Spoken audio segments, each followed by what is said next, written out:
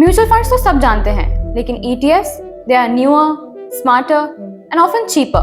So what's the difference between ETF and mutual fund? In this video, we are going to compare them side by side.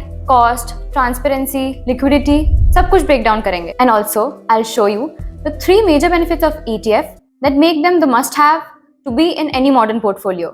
So let's begin.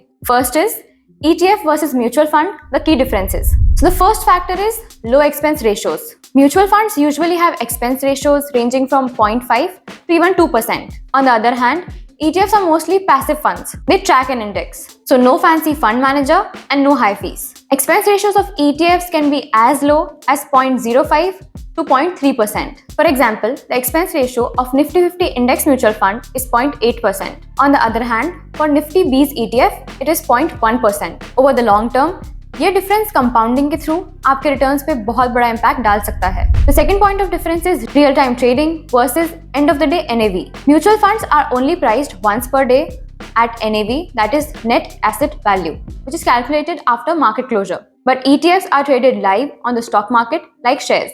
That means you can buy or sell at any time during the market hours. Prices move on real-time basis based on the demand or supply, and you can use limit order, stop loss, etc. So if you're someone who wants a control on the timing of your investment, then ETF gives you that edge. And the third point of difference is liquidity and bid-ask spread concerns. Now here's where mutual funds sometimes have advantage, that is on the liquidity part. Since mutual funds are brought directly from the AMC, so you don't worry about finding a buyer or a seller, but with ETFs, you trade on the exchange. So liquidity depends on 2 factors. First is the trading volume of that ETF, and second is the bid-ask spread, which means the difference between the buying and the selling price. Here's a quick tip for you.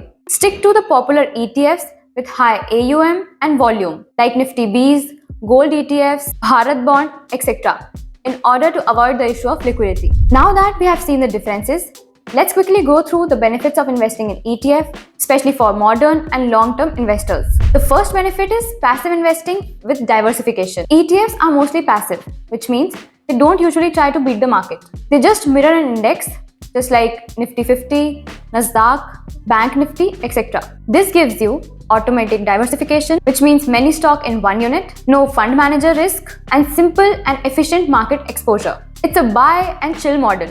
No need to worry about the active stock picking. The second benefit is low cost and tax efficiency. As we have already discussed, ETFs have very low expense ratios, which means more money stays invested. Also, ETFs are more tax efficient as compared to mutual funds. You know why? There are fewer internal trade, so less capital gain realization. You decide when to buy or sell, and thus when to trigger the tax event, and there is no exit loads in most ETFs. That's especially helpful for long-term wealth builders. The third benefit is transparent portfolio. With mutual funds, you get portfolio update once a month, but with ETFs, holdings are visible daily, which means you always know where your money is invested, no surprises, no hidden moves, and it leads to better decision making. This transparency is what makes ETF the most popular among informed investors and DIY portfolio builders. Now let's have a quick recap of what we have covered in this video. First was the comparison between ETF and mutual fund, where ETFs have lower expense ratios. ETFs offer real-time trading, whereas mutual funds